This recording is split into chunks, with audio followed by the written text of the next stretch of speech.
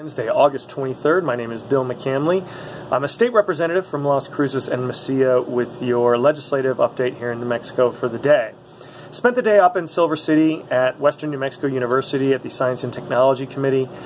Two of the things that we talked about were the role of higher education in terms of more and more influence being placed on distance learning. So, as those of you in school are knowing that back when I was in school, we didn't take any classes online, and now those online classes are very common. So, what is the role of having a place where offices are and classrooms are and dorms are in a university environment where more and more people are taking classes that are convenient to them, where they don't have to go to a class at a certain time, and they can do things by video and text and all those sorts of things. And it was a really interesting discussion that's going to be needed to have pretty much everywhere in the state and the nation going forward.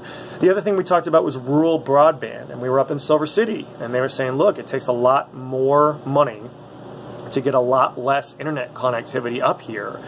And we're going to need to do a better job looking at states like North Dakota, which have done very well in utilizing funds and getting public financing, frankly, and funding rural internet access. Because if you don't have internet access at a certain speed, you can't do things like education, like we were talking about with distance ed, like healthcare. A lot of places are moving more towards telemedicine, where a doctor in another place can work with a nurse in a rural area and give real-time medical advice based on a diagnosis that's made online.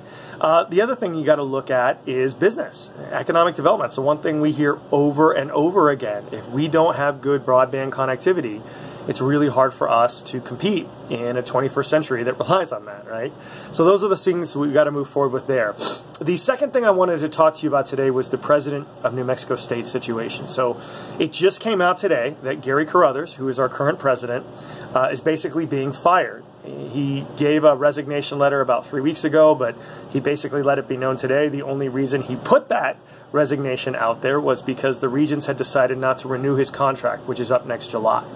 Now, we need to know why that is, because, and I'll be real honest with you, I didn't support him when he first came in. I was actually quoted in the paper as being opposed to him being president, but I was wrong.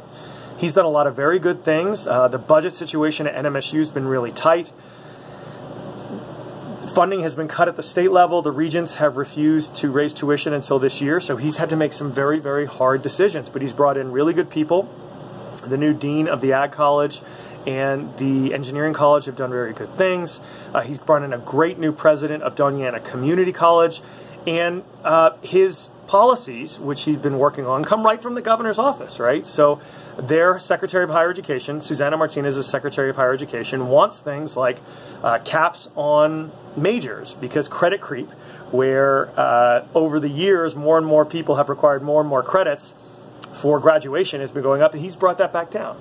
He's worked on these things called meta majors, which are clear pathways for people to graduate, and he's done a really good job of bringing the classes at the two-year schools, so Doñana Branch, Alamogordo, Carlsbad, Grants, in line with the classes everywhere else. So if you go to one of those branches and you come to the main campus, it's a seamless transition. The governor wants all these things, and so it's really surprising in terms of results why he would be fired if he wants to continue on for another 2 years. The business community supports him. The students basically support him. A lot of the faculty support him.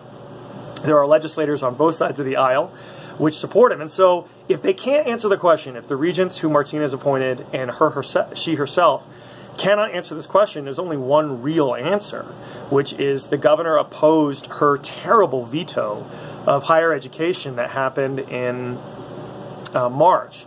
And Carruthers was the lead author of a letter by the Council of University Presidents. He came up to Santa Fe and tested about how that was a really bad idea. And when he was governor as a Republican, he raised taxes, even though he didn't want to, because it was needed.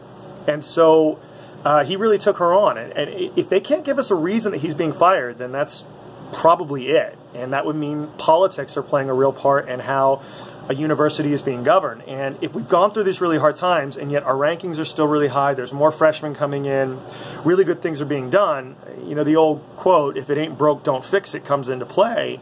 And I sure hope the regents and the governor can give us a good reason why he's being fired, so we hopefully don't think it's just a political play because he opposed her. So that's your update for the day. As always, if you have questions, comments, or concerns on these or any other issues, I'd love to hear from you, and hope you have a great rest of your week. Bye.